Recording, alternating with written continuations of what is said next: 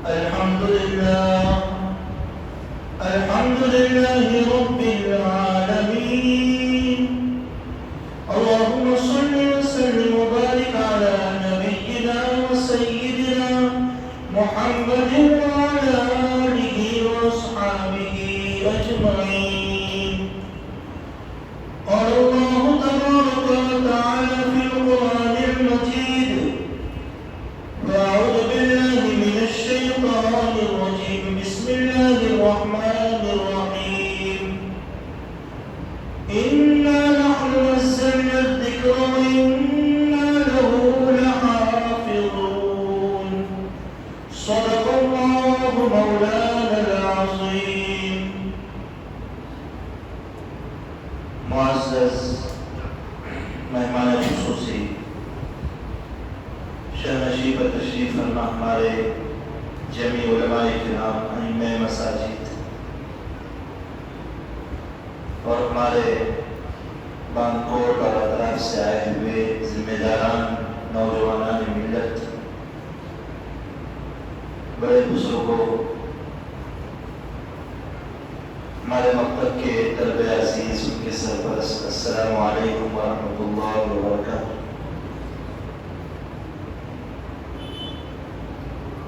یقینی بات ہے کہ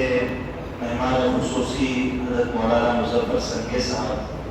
دامت برکاتہم العالیہ کی اتنی پرمغز اور فکر انگیز گفتگو اور بیان کے سننے کے بعد اب کسی مزید بیان کا کوئی موقع نہیں ہے اور نہ وقت اس کی اجازت دیتا ہے، لیکن چونکہ اب حضرات نے محبت سے بلایا ہے تو دو چار باتیں عرض کیے دیتے ہیں۔ اللہ تبارک و تعالیٰ سب سے پہلے تو ہمیں حضرت مولانا مظفر صاحب نے جو قیمتی باتیں ہمارے سامنے رکھی ہیں مکتب کے تعلق سے اور آج کے ماحول اور معاشرے کی فکر انگیزی کے تعلق سے، اللہ تبارک و تعالیٰ ان تمام باتوں پر ہمیں عمل کرنے کی توفیق اور سعادت نصیب فرمائے۔ میں جماعت المسلمین بانکوٹ دریا مسجد کے جو ذمہ داران ہیں اور اس مکتب کی جو بھی ذمہ داران ہیں، نگہبان ہیں، اور خصوصاً ہمارے معلم حضرات، ان کو مبارکباد دیتا ہوں کہ الحمدللہ سے اول تاخیر ان بچوں کا پروگرام ہم نے سنا۔ یقین جانیے بچوں نے بہت ہی بہترین انداز میں اپنے پروگرام کو بے جھجک طور پر اور اچھے اسلوب کے ساتھ پیش کیا۔ اللہ تعالیٰ سے دعا دے کہ اللہ تبارک و تعالیٰ ہمارے مستقبل کے معماروں کو دین کی خدمت کے لیے قبول فرمائے، ان کو اپنے والدین، اپنے گھرانے کے لیے، اپنے محلے اور اپنے گاؤں کے لیے، اپنے بستی اور پورے علاقے کے لیے، بلکہ پوری امت کے لیے مشعل راہ بنائے، آمین۔ مکاتب دینیہ کی اہمیت کیا ہے؟ ماشاءاللہ ہمارے مولانا مظفر صاحب دامت برکاتہم العالیہ نے بہت ہی اچھے پھیلائے، یعنی تحدیث نعمت کے طور پر کہتا ہوں، یعنی اس میں کوئی تصنع نہیں ہے، بناوٹ نہیں ہے، کہ مجھ سے بھی بہتر انداز میں انہوں نے سمجھایا، اس لیے کہ وہ مکتب کی محنت میں زمینی سطح سے جڑے ہوئے۔ لکل فن رجال، جب مکتب کے نصاب کو مرتب کرنے کی ہمارے کچھ اداروں میں بات آئی، کچھ میٹنگوں میں بات آئی، تو اس عاجز نے ایک بات رکھی تھی کہ جو ائمہ کرام زمینی سطح سے اس مکتب کے نظام سے جڑے ہوئے ہیں، یہ نصاب یا نظام یا اس کی ترتیب، تنظیم اور تنسیق انہی کا حق ہے، اس لیے کہ ان کو پتا ہے کہ طلباء کو کس عمر میں، کس سطح میں، کس تعلیم کی ضرورت ہوتی ہے۔ تو ماشاء سلطان مہار میں ان کی مسجد میں کہ مکتب کا بڑا بہترین نصب وہ سنبھالتے، بچے ماشاءاللہ حافظ قرآن بھی ہوتے ہیں وہاں پر، اور بڑے بہترین انداز میں طلبہ پروگرام پیش کرتے۔ اللہ تعالیٰ ان کی محنتوں کو اور ان کی کاوشوں کو قبول فرمائے۔ یقیناً دینی تعلیم اور ان مکاتب کے اندر سب سے بڑی چیز جو ہے وہ ہے قرآن کریم کو صحیح ترتیب اور قرآن کریم کو ترتیب اور تجوید کے ساتھ، اور کہاں وقف کرنا ہے کہاں ٹھہرنا ہے، اس کے ساتھ اس کے پڑھانے کے قرآن کریم کے پڑھانے کی مشق ہوتی۔ تو ہم سمجھتے ہیں کہ ایمان کے بعد ایک مومن کا سب سے پہلا فریضہ وہ نماز، اعمال سیکھے اور قرآن سیکھے، اس لیے کہ قرآن کریم کائنات کی وہ واحد ترین کتاب ہے کہ اللہ تبارک و تعالیٰ نے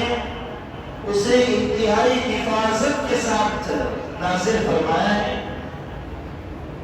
جیسے قیمتی موتی کی ہم قیمتی اور بہترین جگہ پر حفاظت کرتے ہیں، اللہ تعالیٰ نے اس سے بھی بہترین جگہ پر سورہ بروج جو والسماء ذات البروج ہم تیسرے پارے میں پڑھتے ہیں، اس میں اخیر میں تو آیتیں ہیں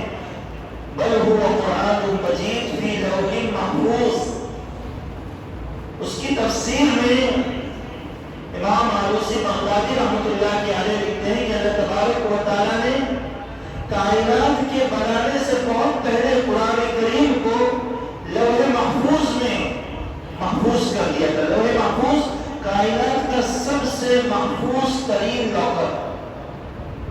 محفوظ ترین لاکر، تجوری کائنات کے اندر سب سے محفوظ ترین تجوری، جہاں کسی فرشتے کی بھی پہنچ نہیں، وہ اللہ کے عرش کے پاس وہ جگہ ہے، اللہ ہی کو پتا ہے، اللہ نے وہاں پر اس کو محفوظ کر دیا۔ اللہ کا عرش ایسی جگہ ہم جانتے ہیں، معراج کی روایات میں ہم نے سنا ہوگا، پڑھا ہوگا کہ حضرت جبرائیل علیہ السلام جب سدرۃ المنتہا پر ساتویں آسمان پر جو بیری کا درخت ہے، سدرہ کہتے ہیں بیری کے درخت کو، اور منتہا ہے بالکل کائنات کا ایج پر وہ درخت ہے، وہاں تک پہنچتے ہیں تو حالانکہ حضرت جبرائیل علیہ السلام معراج میں، معراج کی شب میں کعبۃ اللہ کے پاس سے حضور پاک صلی اللہ علیہ وسلم کو لے گئے، براق کی سواری میں ساتھ تھے، بیت المقدس مسجد اقصیٰ کے پاس ساتھ تھے، ساتوں آسمان تک ساتھ میں تھے، لیکن سدرۃ المنتہا کے پاس پہنچنے کے بعد فرمایا کہ حضور اب یہاں سے آگے آپ تشریف لے جائیں۔ محمد رسول اللہ صلی اللہ علیہ وسلم نے پوچھا سرور کائنات نے کہ آپ کہا کہ امام شیخ سعدی رحمۃ اللہ علیہ نے ان کے اس جواب کو فارسی میں تعبیر کیا ہے، اگر برسرے ہوئے یکسر پر فروغ تجلی بسوست پر، کہ اگر میں یہاں سے ایک پر بھی آگے بڑھ گیا اللہ کی اجازت اور حکم کے بغیر تو فروغ تجلی سے میرے پر جل جائیں گے، ایسی محفوظ جگہ۔ اور پھر وہاں سے جب نازل کرنے کے مقام آیا، موقع آیا، تو اللہ تعالیٰ نے کائنات کا سب سے طاقتور ترین فرشتہ قوی الامین، جن کی صفت ہے حضرت جبرائیل علیہ السلام، طاقتور بھی اور امانت دار بھی، مضبوط ترین فرشتہ اللہ تعالیٰ نے چنا، اور ان کے آگے پیچھے اوپر نیچے دائیں بائیں ہر طرف اللہ تعالیٰ نے 70,000 فرشتوں کا پہرا لگایا ایک روایت کے مطابق، اور اتنے محفوظ انداز میں اللہ تعالیٰ جو ہے حضرت جبرائیل علیہ السلام کو قرآن کی ایک آیت، دو آیت، تین آیت، جتنی آیتیں نازل کرنا ہوتی یا جتنا حصہ صورتوں کے اعتبار سے نازل کرنا ہوتا حضرت جبرائیل علیہ السلام کو دیا جاتا، حضرت جبرائیل علیہ السلام آ کر حضور پاک صلی اللہ علیہ وسلم پر نازل کرتے، اور اللہ کے رسول صلی اللہ علیہ وسلم اس کو یاد بھی کرتے، اور 56 کاتبین وحی تھے، 56 وحی کے لکھنے والے۔ میں آپ کو تھوڑی سی ہسٹری اس لیے بتا رہا ہوں کہ ایک بدبخت نے جو کہا نا، اس کا نام لینا بھی اس متبرک جگہ پر مناسب نہیں سمجھتے کہ قرآن کریم میں نعوذ باللہ رسول اللہ صلی اللہ علیہ وسلم کے بعد کے 3 خلفائے راشدین رضی اللہ تعالی نے تبدیل کی، تو ہمارا مومن تو الحمدللہ شک و شبہ میں ہے ہی نہیں، وہ تو جانتا ہے قرآن محفوظ ترین کتاب ہے، لیکن کیسی حفاظت ہوئی اس کی وجہ سے ہسٹری میں معلوم ہونا چاہیے کہ یہ کائنات کے اندر محفوظ ترین لوکر میں کتاب تھی، وہاں سے اللہ تعالیٰ حضرت ابراہیم علیہ السلام کو دیتے، اللہ نے جن کے بارے میں فرمایا کبھی خاطی اور 70,000 فرشتوں کا پہرا، اور سیدھے آتے تھے حضور پاک صلی اللہ علیہ وسلم پر، اور اللہ کے رسول صلی اللہ علیہ وسلم یاد کرتے تھے، اور اللہ تبارک و تعالیٰ نے حضور پاک صلی اللہ علیہ وسلم کو دلاسا بھی دلایا تھا۔ سورۃ قیامہ 29ویں پارے میں پڑھیے کہ اللہ تبارک و تعالیٰ نے فرمایا لا تحرک به لسانک لتعجل به ان علینا جمعه وقرآن، اے محمد صلی اللہ علیہ وسلم قرآن کی جب آیت آپ پر نازل ہو رہی ہے آپ اطمینان رکھیے، آپ اپنی زبان کو حرکت مت دیجیے، بار بار جو ہے یاد رہنے کی نیت سے پڑھیے اس کو، اس قرآن کو جمع کرنا، اس کو محفوظ کرنا یہ ہماری ذمہ داری ہے۔ تو حضور پاک صلی اللہ علیہ وسلم بھی مطمئن ہو گئے، اور پھر 56 کاتبین وحی تھے، 56 صحابہ، ان میں سے کوئی نہ کوئی حضور پاک صلی اللہ علیہ وسلم کے ارد گرد کرنے رکھنے موجود ہوتا، حضور پاک صلی اللہ علیہ وسلم فوری طور پر ان میں سے کسی کو بلاتے اور قرآن کریم کی آیت لکھنے کا حکم دیتے۔ اس وقت کاغذ قلم کا اتنا رواج نہیں تھا، پتھر کی سروں پر، اس کو ہم ٹائلس بولتے ہیں، پتھر کی سروں پر یا پھر پتوں پر درختوں کے یا پاکیزہ ہڈیوں پر یا اسی طریقے سے جو بھی چیز اس وقت لکھنے کے اعتبار سے میسر ہوتی صحابہ کرام اس کو لکھتے اور اس کو جگہ جگہ محفوظ رکھا جاتا تھا۔ یہ قرآن کریم کا قیمتی ذخیرہ، اور اس وقت میں اس حالت میں بھی صحابہ کرام نے قرآن کریم یاد کیا۔ آج ماشاءاللہ ہمارے پاس مکتب کا بہترین انتظام، بعض جگہ کو مستقل بس مکتب کے لیے عمارت، جہاں عمارت نہیں وہاں مسجد کے اندر جو ہے مکتب کی تعلیم کا انتظام ہوتا ہے، پنکھے لگے ہیں، چٹائیاں بچھی ہیں، لائٹیں روشن ہیں ماشاءاللہ، اور معلم مہیا ہے، آسانی کے ساتھ جو ہے الف با سے لے کر تو آخر تک پورا جو ہے پڑھانے کا ایک پورا سسٹم بنا ہوا ہے۔ لیکن اس وقت قرآن کریم یہ 2 جلدوں میں لکھا ہوا بھی نہیں تھا۔ صحابہ کرام نے بتایا قرآن کریم کو کتنی مشقت سے یاد کیا ہے، اس کو اگر ہم سوچیں گے اور ذہن میں رکھیں گے تو ہمیں پتا چلے گا کہ یہ قرآن کتنا معزز ہے کہ صحابہ کرام نے اس کو یاد کرنے کے لیے کتنی مشقت اور تکلیف لی۔ بس ایک واقعہ سناؤں گا انشاءاللہ، زیادہ وقت آپ کا نہیں ہوگا۔ بخاری شریف میں، صحیح بخاری میں ایک واقعہ حضرت عامر بن سلیمہ رضی اللہ تعالیٰ عنہ، یہ جو ہے چھوٹے تھے، 6-7 سال کی عمر تھی، انہوں نے اپنے پرخوں سے اور اپنے بزرگوں سے اپنے گاؤں میں سنا کہ مکے سے ایک شخص مدینہ میں آئے ہوئے، ان کو قرآن کریم یعنی آسمان سے پیغام اللہ تعالیٰ کا اترتا ہے، اور وہ بڑا بہترین عربی میں کلام ہے، اور ایسا کلام عرب کا کوئی شاعر، عرب کا کوئی خطیب ادیب بنا ہی نہیں سکتا۔ عرب کے جتنے خطبہ ادبا تھے اور جتنے بھی ماہر فنکار تھے وہ سب جمع ہو کر اس کی ایک آیت کی بھی مثال پیش نہیں کر سکے، اتنا بہترین کلام ان پر نازل ہو، تو ان کو دل میں شوق پیدا ہوا کہ میں اس قرآن کریم کو یاد ضرور کروں گا۔ مدینہ میں جانے کی کوئی سبھی نہیں تھی، چھوٹے تھے، اور ان کا گھرانہ، خاندان یا ان کے جو لوگ تھے ابھی تک ایمان میں بھی داخل نہیں ہوئے تھے تو جا نہیں سکتے تھے، تو ان کا گاؤں جو ہے ایسے راستے پر پڑتا تھا کہ مدینہ سے آنے والا ہے جانے والا وہاں سے ہو کر ہی گزرتا تھا۔ آپ نے مدینہ طیبہ دیکھا ہوگا، جنہوں نے نہیں دیکھا ہوگا اللہ تعالیٰ ان کو اس کی زیارت نصیب کرنا، حضور پاک صلی اللہ علیہ وسلم کے روضہ گھر پر حاضری نصیب کرنا، اللہ تعالیٰ ہم کو حاضر ہونے کی بار بار سعادتیں نصیب کرنا، آمین۔ اللہ تعالیٰ سے مانگنا چاہیے کہ خزانے نے کیا کرنی، ہم نے اپنے آنکھوں سے دیکھا وہاں پر ایسے لوگ بیچارے اللہ تعالیٰ یعنی دل کی طرف ہونا، دل کی طرف اللہ لے جاتے ہیں، پیسے اور مال سے نہیں جاتا۔ ورنہ ہم نے یعنی کوکن میں کئی بستیوں کا جائزہ لیا کہ ایک بستی میں ہمارے وہ لوگ ہیں کہ 80 سے 90 لوگ یا گھرانے جن پر حج فرض ہے، حج کرنا چاہیے لیکن وہ نہیں کر رہے، اس لیے کہ پیسہ ہے لیکن وہ دل نہیں، جبکہ یہ اہم فریضہ ہے۔ مسائل آپ کو معلوم ہونا چاہیے کہ یہ اللہ کا قرض رہتا ہے، اور جب تک آدمی اللہ کا قرض نہیں ادا کرتا اللہ تعالیٰ جو ہے اگلے مراحل کے اندر اس کے برزخ کے جو ہے حائل اور بہت سی چیزوں میں رکاوٹ ہو جاتی ہے، تو ایک مستقل جو ہے معاملہ ہے۔ بہرحال تو حضرت مدینہ کا جائے وقوع ایسا تھا کہ 3 طرف سے پہاڑی اور 1 طرف سے زمینی راستہ، تو ان کا گاؤں اس اڈے پر یا اس ناکے پر ایسا سمجھیے پڑتا تھا، اور ان کے گاؤں کے قریب ایک چھوٹا سا تالاب تھا۔ عرب میں تالاب کا ہونا یعنی کتنی نعمت اور غنیمت کی بات ہے کہ جو لوگ فورن میں رہ کر آئے وہ جانتے ہیں۔ تو وہ کیا کرتے تھے کہ صبح صبح آ کر اپنے گاؤں کے اس چھوٹے سے تالاب کے پاس، اس ڈھوڑے کے پاس آ کر بیٹھ جاتے تھے، اور ایک مٹکے میں انہوں نے پانی کا انتظام کیا تھا بھرنے کا۔ وہ مٹکے میں پانی بھر لیتے اور پھر اس کے ٹھنڈا کرنے کی جو ترکیب ہوتی وہاں پر، اس ترکیب کو اپنا جب بھی کوئی مسافر آتا تو یہ اس کو پانی پیش کرتے، اس کی سواری کو چارہ پیش کرتے ہیں، اور پھر جو ہے ان کی خدمت کرنے کے بعد ان سے سوال کرتے کہ کیا آپ مدینہ سے آ رہے ہیں؟ ہم نے سنا ہے وہاں پر اللہ کا پیغام حضور پاک صلی اللہ علیہ وسلم پر اتر رہا ہے، تو وہ پیغام تمہیں یاد ہو تو ہم کو بتاؤ۔ چنانچہ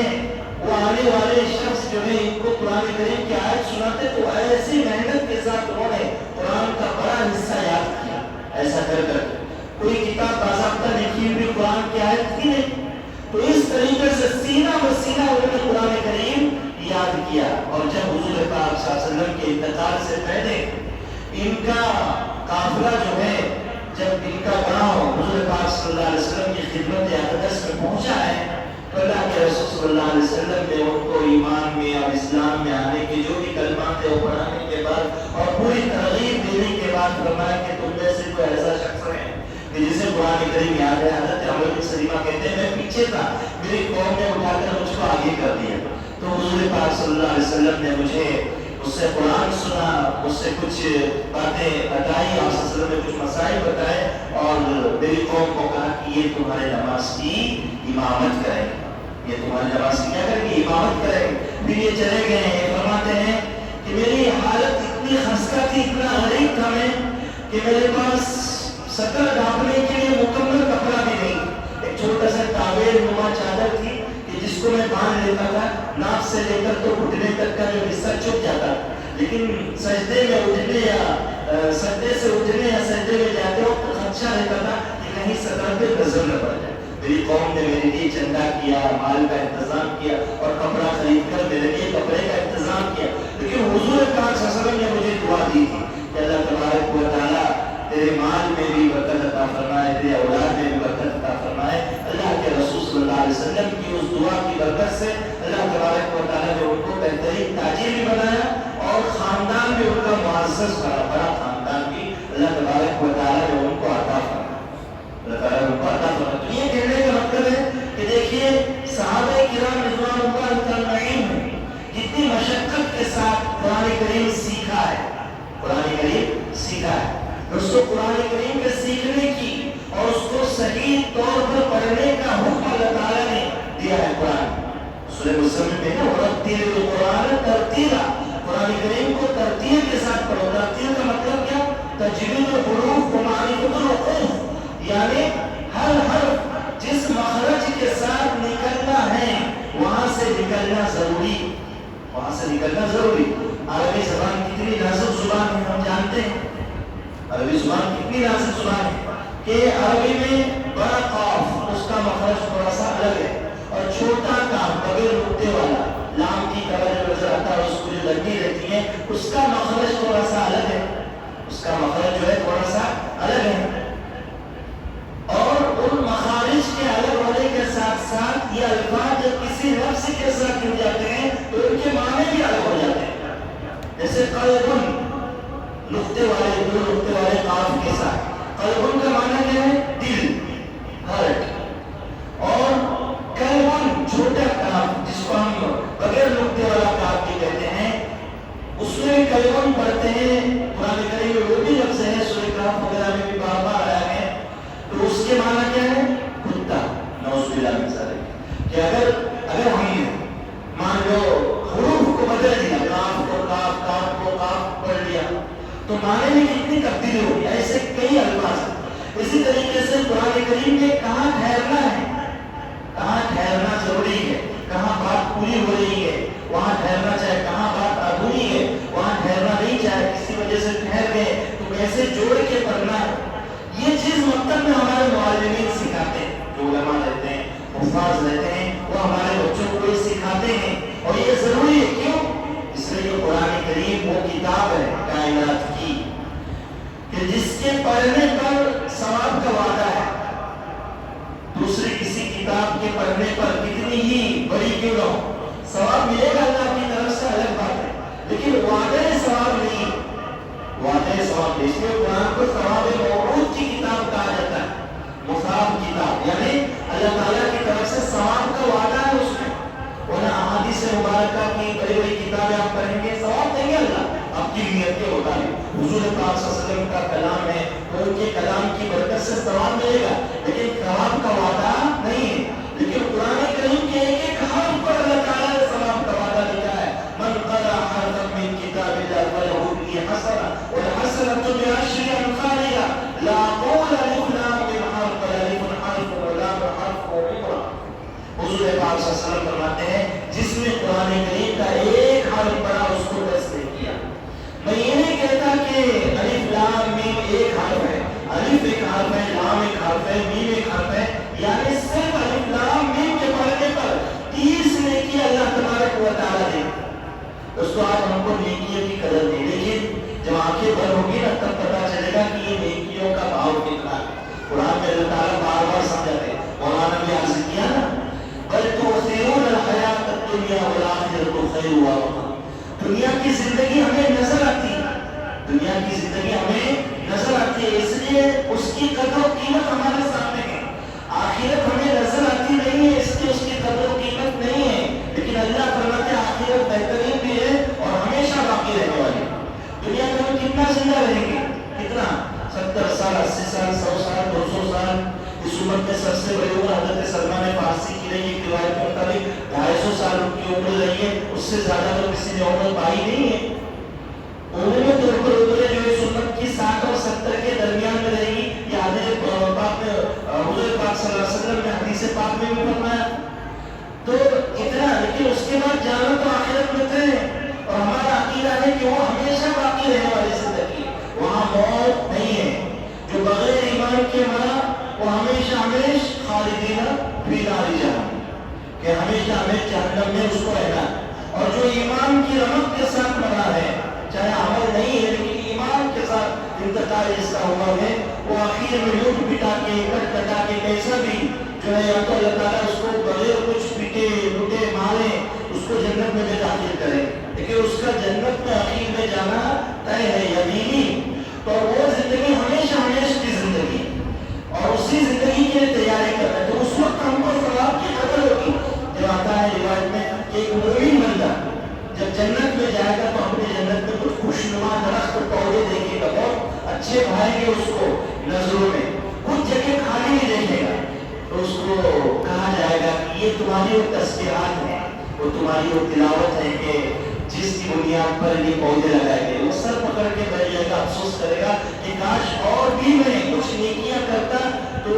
میری اور جگہ جو ہے اس خوشنما درختوں اور پودوں کے ذریعے سے بھر جاتی تھی۔ یعنی اتنا یہ اس وقت آدمی کو قدر ہوگی ثواب کی۔ تو قرآن وہ کتاب ہے جس پہ ثواب کا وعدہ ہے، جس پر ثواب کا وعدہ ہے۔ لیکن ایک حدیث میں اللہ کے رسول صلی اللہ علیہ وسلم فرماتے ہیں رب قاری یقرأ القرآن والقرآن یلعنہ، کہ بہت سے لوگ قرآن پڑھتے ہیں لیکن قرآن پر لعنت کرتا ہے۔ لعنت کا لفظ کوئی معمولی لفظ نہیں ہے، بہت بڑا لفظ ہے۔ لعنت کا مطلب اللہ کی رحمت سے دوری، نعوذ باللہ من ذلک، اور بچائے اللہ تبارک و تعالیٰ نے۔ اس لیے کہ ابلیس اور شیطان پر جب لعنت ہوئی وہ ہمیشہ کے لیے رہتے درگاہ بن گیا، ہمیشہ معمول ہو گیا۔ تو کوئی معمولی لفظ نہیں ہے لعنت کا لفظ، ہم ایسے سنتے رہتے ہیں، یا نعوذ باللہ اس کو کہنا بھی نہیں چاہے کہ تجھ پہ لعنت ہو، اللہ بچائے، ایسا زبان سے لفظ بھی نہیں کرنا چاہے۔ تو اللہ کے رسول صلی اللہ علیہ وسلم حدیث پاک میں فرماتے ہیں کہ بہت سے لوگ قرآن پڑھتے ہیں لیکن قرآن ان کو لعنت کرتا ہے، قرآن کہتا ہے تم نہ پڑھے تو اچھا ہے میرے لیے۔ وہ کون؟ حدیث پاک میں آتا ہے یہی شخص کہ جس نے قرآن کریم کو صحیح تلفظ کے ساتھ نہیں پڑھا، جہاں ٹھہرنا چاہے وہاں نہیں ٹھہرا، قرآن صحیح سیکھا نہیں، وہ شخص اس کے اندر اب قرآن سیکھنے کے لیے کوئی عمر متعین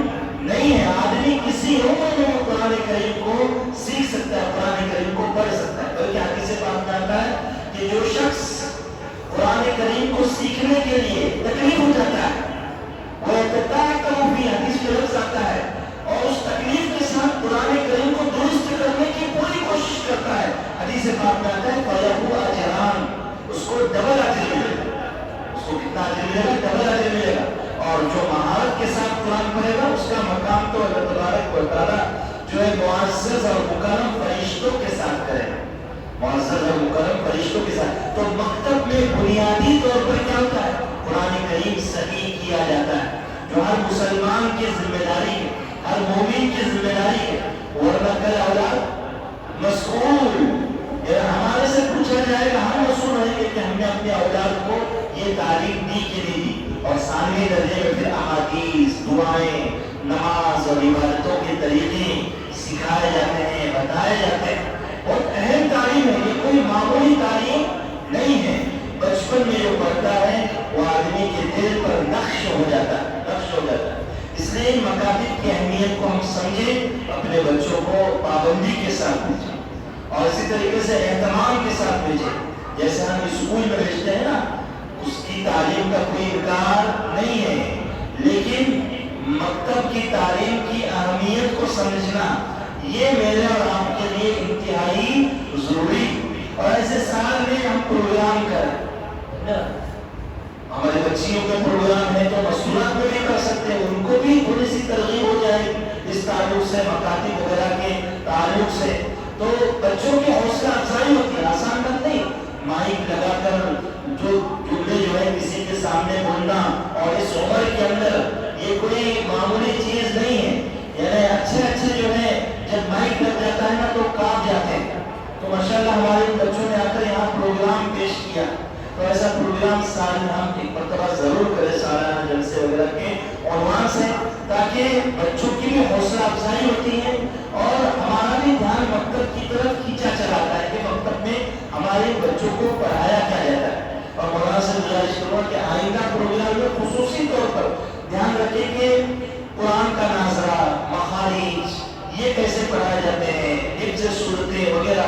یہ چیزیں بھی جو ہے خاص طور پر جو ہمارے مکتب کا موضوع ہے، ان کو بھی ہم مجمع کے سامنے رکھیں۔ ماشاءاللہ بہت اچھا بچوں نے پڑھا، اچھی تیاری کی اور اچھے انداز میں اپنے پروگرام کو پیش کیا۔ اللہ تعالیٰ ان تمام معلمین کی محنتوں کو قبول فرمائے، ذمہ داروں کی بھی محنت کو قبول فرمائے، اور جو باتیں ہمارے سامنے آئی ہے قرآن کے تعلق سے، مکتب کی اہمیت کے تعلق سے، دین و ایمان کے تعلق سے، ان باتوں پر اللہ تبارک و تعالیٰ مجھے آپ کو عمل کرنے کی توفیق نصیب فرمائے۔ بس انہی چند گزارشات کے ساتھ میں اپنی جگہ گستاخی کے لیے معافی چاہتا ہوں۔ بڑے بڑے علماء ماشاءاللہ بیٹھے ہیں، مولانا جاوید صاحب ہے، میرے وقت میں جب دینیت میں تو وہ عربی کلاس میں پڑھ رہے تھے ماشاءاللہ، تو ہمارے بڑے بزرگ ہیں اور دوسرے بھی ہمارے علماء کرام، تو کچھ پھر گزارش تو ہوئی ہوگی، ہمارے مہمان خصوصی بھی ہیں تو بندہ معذرت چاہتا ہے۔ اور جو بھی باتیں آئی ہیں مہمان خصوصی کی کتاب میں بھی آئی ہیں قیمتی باتیں، اور اس عاجز کی اس میں بھی اگر کچھ لینے جیسی باتیں ہیں تو ہم ان چیزوں کو لیں اور اس پر عمل کریں، اس لیے کہ یہ مکتب سے اچھا ماحول بنے گا۔ مکتب سے ماحول بنے گا تو ہمارے معلم جب ہفتے میں ایک آدھ مرتبہ یا 2 مرتبہ جب کوئی اچھی بات، اچھی نصیحت رکھیں گے تو آئندہ چل کر ہمارے یہ بچے کچھ بری عادتوں سے، بری صحبتوں سے، بری سنگتوں سے بھی بچیں گے انشاءاللہ العزیز۔ تو اللہ تبارک و تعالیٰ جو ہے کہیں سنی باتوں پر عمل کرنے کی توفیق نصیب فرمائے۔ سبحان اللہ۔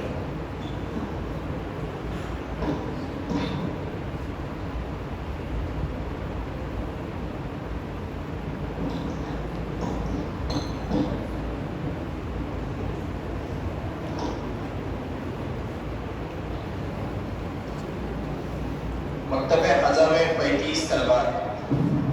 جن میں 33 طلبہ امتحان میں حاضر رہے، 2 طلبہ غیر حاضر رہے۔ مکتب میں 2 درجات ہیں، دینیات الف اور دینیات با۔ دینیات الف میں اول نمبر حاصل کرنے والے ہیں حمدان مولوی سلمان گاوکر، انہوں نے 300 نمبرات میں سے 230 نمبرات حاصل کیے۔ انہیں آج ہمارے مہمان خصوصی کے ہاتھوں سے انعام دیا جائے گا۔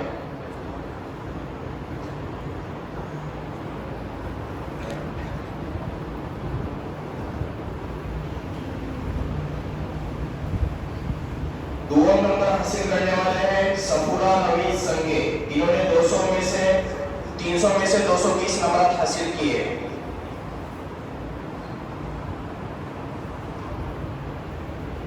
سوم نمبر حاصل کرنے والے 2 طالب علم ہیں ایہان مبشر دادرکر، انہوں نے 300 میں سے 215 نمبرات حاصل کیے۔ اور دوسرے فیضا रिजवान नियाज मंसूरकर, इन्होंने 300 में से 215 नंबर हासिल किए। दीनियात बा में अव्वल नंबर हासिल करने वाले हैं आयशा सुफियान गावकरकर, इन्होंने 100 में से 100 नंबर हासिल किए।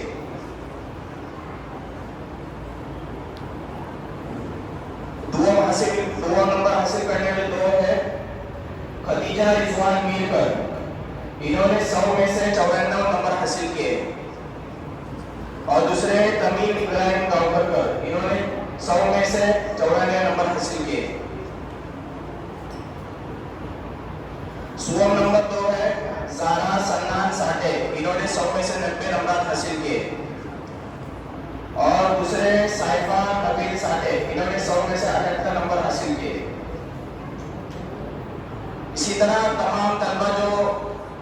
इम्तिहान में शामिल रहे उनको इनामत से नवाजा जा रहा है। वहान मुबशिर दादरकर, ईहान मुबशिर दादरकर, तौफीक तनवीर साठे, हमदान मौलवी सलमान गावकरकर, हुज़ैफा रिजवान मीरकर,